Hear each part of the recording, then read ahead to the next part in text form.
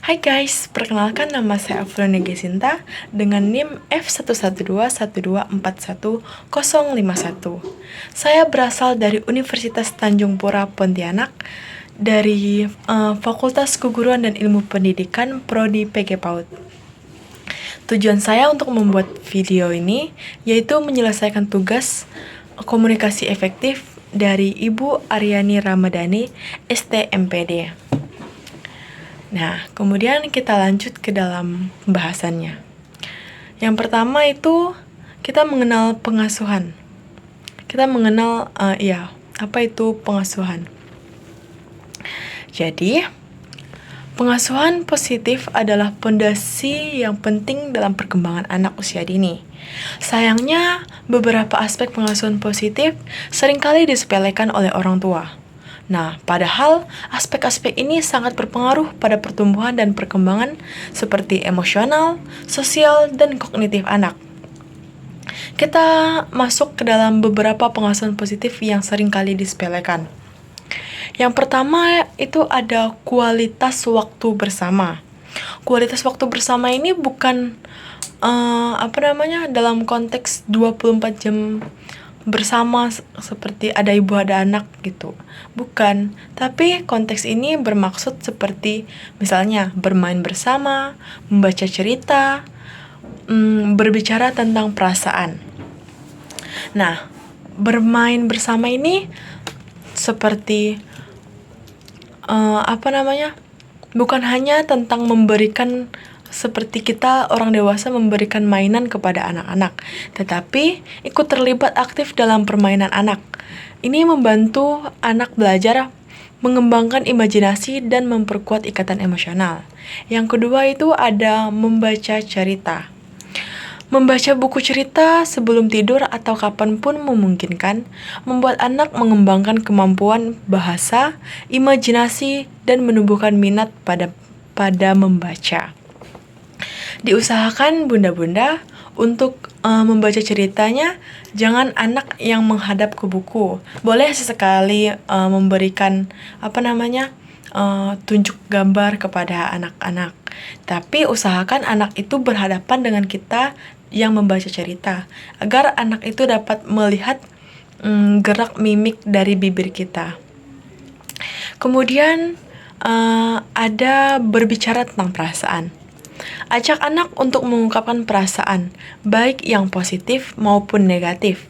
Dengarkan dengan penuh perhatian dan membantu mereka memahami emosi mereka. Nah, yang dimaksud ini yaitu tadi ada mengungkapkan perasaannya, baik yang positif maupun yang negatif. Ini maksudnya seperti ketika anak kita ataupun anak didik kita happy, kita harus tanyakan kepada mereka kayak membuat mereka itu mengungkapkan hal yang mereka sukai, seperti kakak happy, nah ataupun adek happy.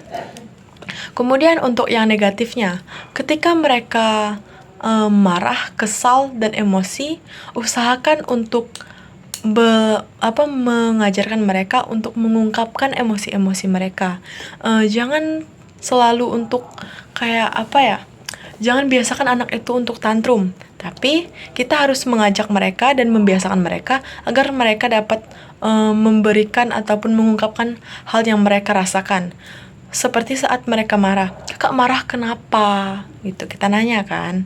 Terus mereka bilang, ataupun mereka masih belum mau bilang, kayak masih tantrum-tantrum, kita bicarakan, kak ataupun dek, nanti kalau adek tantrum atau adek marah-marah, orang-orang nggak tahu loh isi hati adek itu kenapa. Nah, lama-kelamaan mereka akan cerita. Nah, itu yang dimaksud untuk berbicara tentang perasaan. Kemudian kita masuk kepada memberikan kebebasan. Nah, memberikan kebebasan ini seperti memberikan anak untuk membuat pilihan, kemudian memberikan ruang untuk eksplorasi. Memberikan anak membuat pilihan. Meskipun sederhana, seperti memilih pakaian sendiri atau menu makanan siang. Memberikan pilihan kecil membantu anak merasa lebih mandiri dan bertanggung jawab. Contohnya, tanyakan, kakak hari ini mau pakai baju apa? Ataupun, kakak hari ini mau kakak hari ini pengennya makan apa kak? Seperti itu. Kemudian ada memberikan ruang untuk eksplorasi, memberikan ruang untuk eksplorasi. Ciptakan lingkungan yang aman bagi anak untuk bereksplorasi dan belajar dari pengalamannya sendiri. Jangan terlalu protektif. Nah, maksud ini yaitu kita sesekali memberikan ruang kepada mereka untuk bermain sendiri, mengeksplorasi imajinasi-imajinasi yang ada di dalam benak kecil mereka. Terus, jangan terlalu kayak, kakak nanti main kesini ya, nanti mainnya tuh gini ya. Tapi untuk hal-hal yang seperti kakak jangan terlalu lewat batas itu boleh, tapi jangan terlalu protektif kayak semuanya dilakukan oleh ibunya ataupun gurunya. Biarkan mereka bereksplorasi dengan imajinasi mereka sendiri. Oke, kemudian lanjut ada menjadikan contoh yang baik. Yang pertama itu ada menunjukkan perilaku positif, menunjukkan minat pada minat anak. Nah, menunjukkan perilaku positif ini, anak-anak belajar dengan meniru orang dewasa. Jadilah contoh yang baik dalam hal sopan, santun, dan empati, dan penyelesaian masalah. Contoh menunjukkan perilaku positif ini seperti anak itu cenderung seperti spons ataupun kertas putih gitu kan sifatnya. Mereka itu menyerap semua hal, entah itu positif, entah itu negatif, mereka itu nggak tahu. Nah, kita sebagai orang yang sudah tahu mana yang baik, mana yang benar, kita bukan hanya mengajarkan, tetapi kita juga harus menjadi contoh menjadi contoh untuk mereka.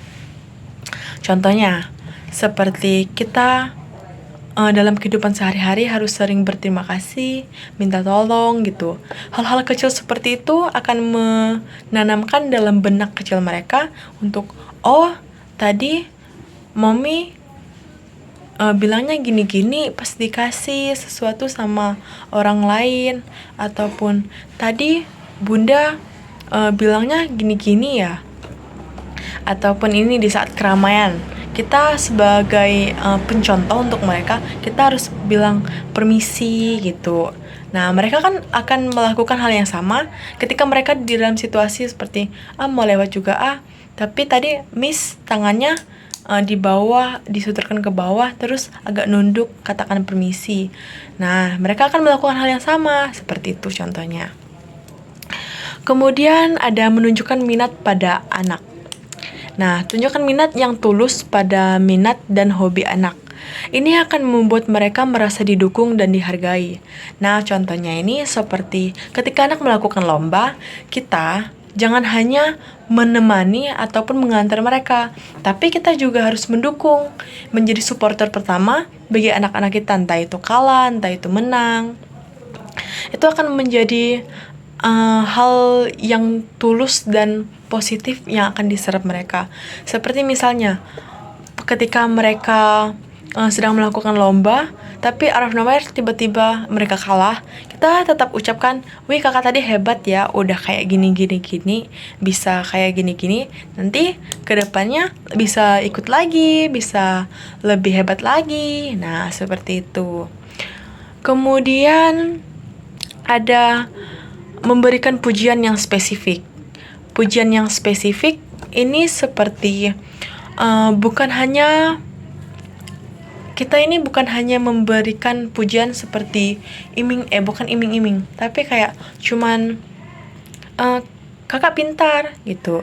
Bukan. Ini seperti contohnya anak sudah meletakkan piring yang kotor ke tempat piring kotor, kayak kumpulan piring kotor atau wastafel. Nah, kita bukan hanya untuk memberikan kakak pintar gitu, bukan, tapi kita juga harus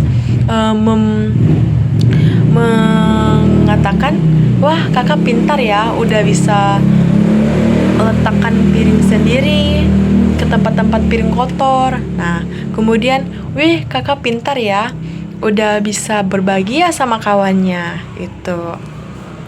Kemudian mengajarkan tentang emosional. Membantu anak untuk mengendalikan emosi. Nah, ini juga em, mereka kan udah tadi kan udah saya jelaskan kan, itu tadi ketika anak merasa emosi, kita harus belajar untuk membantu mereka, bukan hanya mengungkapkan lagi, tetapi untuk mengendalikan emosi. Nah, ajak anak untuk mengendalikan emosi yang mereka rasakan dan emosi orang lain. Ini akan membantu mereka mengembangkan empati dan kemampuan bersosialisasi. Ketika ada teman mereka yang emosi, kita harus perlahan-lahan mengajarkan mereka.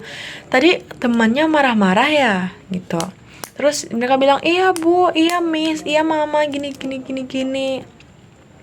Nanti lain kali kalau temannya emosi, ajak temannya untuk meredakan emosi dulu, baru sampaikan apa yang mereka sampaikan. Ya dek, gitu. Kemudian ada mengajarkan cara mengolah emosi. Nah, ajarkan anak cara yang sehat untuk mengungkapkan dan mengelola emosi mereka, seperti bernafas dalam-dalam atau berbicara dengan orang dewasa yang dipercaya.